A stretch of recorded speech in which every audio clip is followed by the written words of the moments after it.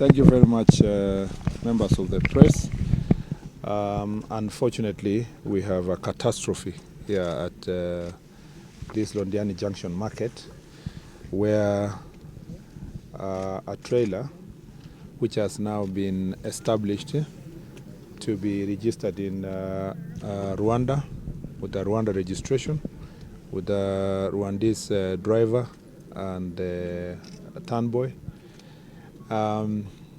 has caused a crash or has crashed on people operating in the market here at Londiani Junction.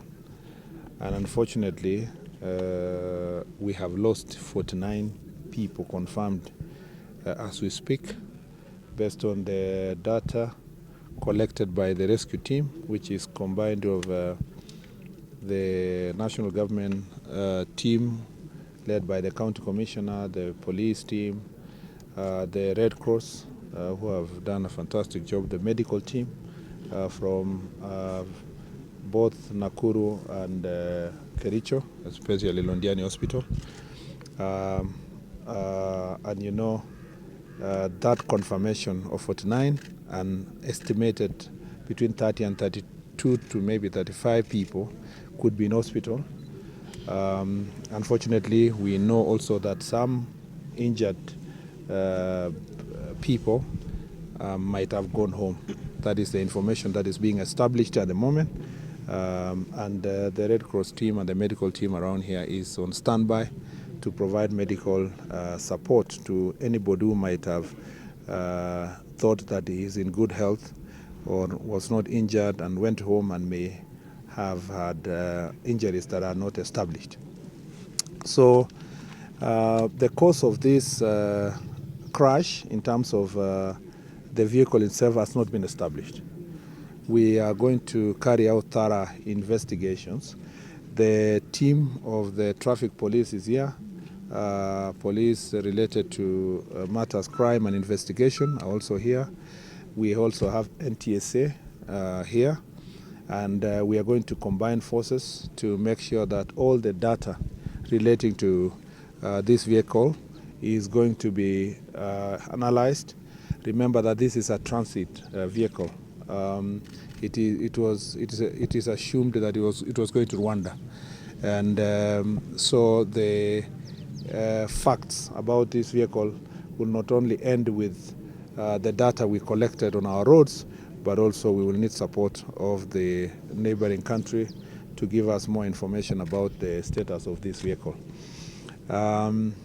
This is terrible. You can't imagine that there is a situation in the past where many people, apart from Sachangwan, where many people who are not inside a particular vehicle have been lost in this number. This is huge and very painful to imagine. And I start by saying, on behalf of myself, on behalf of my ministry, and on behalf of the government of Kenya, I send my utmost condolences to the families and friends of the lost ones, and the loved ones of those who we've lost in this very terrible crash. The president is seized of what is happening here. He is extremely concerned. And he is going to also, he has already made a statement in his social media about condolences to the families, and he is giving us full support as we even carry out investigations, but ultimately corrective measures, so that we don't see these catastrophes in the future.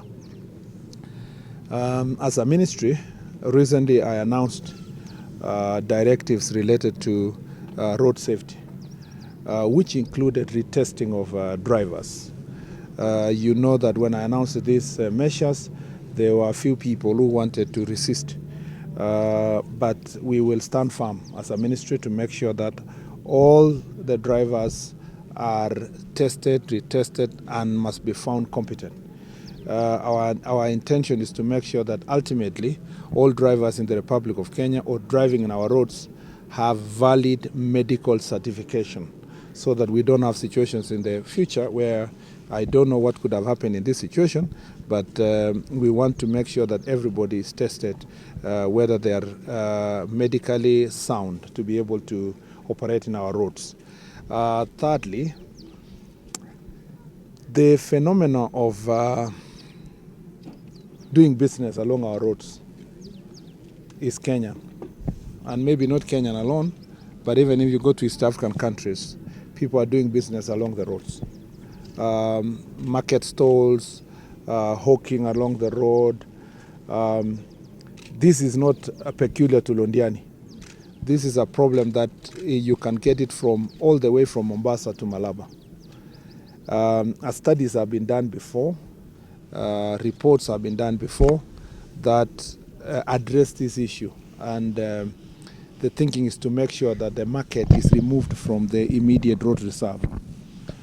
That having been done in some places, like you all know in Limuru, after between the border between Nyandarua and Kiambu, we used to have Soko Mjinga around the corner there, Kinale Forest, near Kinale Forest. When the market was moved out, you know that some people moved to the market, others new, and others who were operating there came back to the road. So based on the situation we have seen here, my ministry, already we are in consultation within the ministry with the NTSA, and we will have to sit down on a multi-agency approach to make sure that we get all the markets along our roads out of the immediate road reserve. And that can only be possible if we partner with the county governments and the national government to provide markets immediately or not very far from the road, so that people who are selling their produce to travelers can get the opportunity. We are ready as a ministry to provide access road. Yeah, we are ready to provide access road for the markets to be moved out, and for vehicles that are intended to buying produce or goods along the highway to have entry and exit to those markets. That way we will avoid such catastrophes. So in the shortest time possible, I don't want to issue any directive out of knee-jerk reaction. Based on the consultations we are going to make, the direction is to remove all, and I say without exception, all the markets from immediate road reserves. Because even if you see this road, there are stalls another almost 1 kilometer, on the sides of the road, up to there. And as I said, I need to emphasize, this is not peculiar to Londiani. Yeah, it is in the entire. If you go to Salama, if you go to Taita Taveta, if you go to Mariakani, even up to Mombasa, you will find the same phenomenon. It is something that has been with us for many, many years. Because, of course, roads are good because they attract business. They bring travelers, they bring people who are, but we will do everything to ensure that rest facilities and market stalls are removed from the road and provided for in strategic places along the road. Considering the financial situation we are in as a country, I believe this is a service that can be provided also through PPP. Markets can be built and leased out by private investors. We just need to identify and license them to run out those markets. Restrooms and resting facilities and places for, as already has been the case in along our roads, even when you go to Kikope or you come to Gilgil or other parts of the road, it's private sector that has built facilities for the lorries to be able to, and lorry drivers and trailer drivers to be able to take a rest. So we're going to do that with support of the private sector. I know many Kenyans are wondering, these things must be done immediately. We have a financial situation to deal with. And the best way to resolve this issue is partnership. And that partnership between national and county government and also the private sector will resolve this issue. The message I want Kenyans to know is that pursuant to this accident and considering the catastrophe that can occur along the road from Mombasa to Malaba, from Namanga to Nairobi and to Moyale and other places, we have to urgently work together, and my ministry will provide the leadership on that issue to remove all the markets from the road reserve. Just imagine if there was nobody operating immediately along this road, that lorry would have fell here, and the situation would have been mitigated. Maybe, sadly, the driver or only one person could have been injured or two. But just imagine the situation we find ourselves as a result of this. We just have to remove people from the road. I know Kenyans, and I have heard a lot of them saying that our ministry should have averted such accident. We will do the investigation, and thorough investigations, to know what caused the accident. We will do a very thorough investigations, and once we do so, we will take the necessary action. But we need our support. That soon when you hear us banning and tell Kenya we ban people from operating from all the road reserves, of course we'll give people due notice. But if you hear us tell the road agency, and especially Kenya National Highway Authority, to reclaim its road reserve and to make sure that nobody is operating immediately under the road, also let us receive your support. Because if we receive support of the people of Kenya, we will avert this situation. This is not a normal road accident. This is not the kind of normal road accident where you say the matatu was unroadworthy, the police allowed unroadworthy vehicle to pass, or as people say, the car, somebody was bribed, that's why enforcement was not done. This is not that kind of a normal kind of an accident. This is actually a disaster that has occurred as a result of an accident that perhaps could not have been too catastrophic, happening in an area where there is high operation of people. There is a rule in air. If landing of a vehicle, of an aeroplane does not happen as it should, at least we should avert catastrophe. We must apply that rule on our roads. We cannot have that number of people operating just next to high traffic and high risk vehicles plying our roads. I really need your support as the people of Kenya, because I will take the bold step. Some people will run for court orders. It's okay. I will also approach the same court, and we need the support of our courts on those decisions. And also, some people will try to resist it. I see people saying they are not going to test for driver. Why? Let's discuss the cost of testing. But you can't tell me, if you are a qualified driver, you can't tell me you are not going to take a test. Why? Because if you have been driving over 10 years, you are experienced. The test should be, nothing. What we are going to do is to make sure that those drivers are not going to be tested in a language that makes it difficult for them to communicate. You can test in Kiswahili, you can test in whatever language you want to test, but we want to make sure that all the drivers that are on our roads have been tested. We are going to roll out also testing of motor vehicles inspection, and we want to make sure that we roll out the motor vehicle inspection, and the program is in place. We've already announced under NTSA. We'll make sure that all motor vehicles plying in our routes are also inspected. We must partner also under EAC to test and inspect vehicles that are international in nature. So we must find a way of making, Commissioner, you can take it from there, Commissioner Kidogo. Yeah. So the point we are trying to make here is that when it comes to the motor vehicle inspection, we will need a big support from the East Africa community. This vehicle is Rwandese. The responsibility of its roadworthiness is not in our country. By East African laws, its roadworthiness is determined by the country of registration, which is Rwanda in this case. So we will need also support of our East Africa community partners when we roll out the motor vehicle inspection to determine their roadworthiness.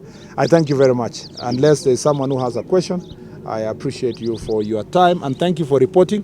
First, it will be very sad for me to conclude without saying this, that I want to thank the medical team that assisted, the emergency medical team that came here from the hospitals here and the hospitals in both Kericho and Nakuru County. I want to thank the Red Cross for their selfless sacrifice in every disaster that has happened in this country, including this one.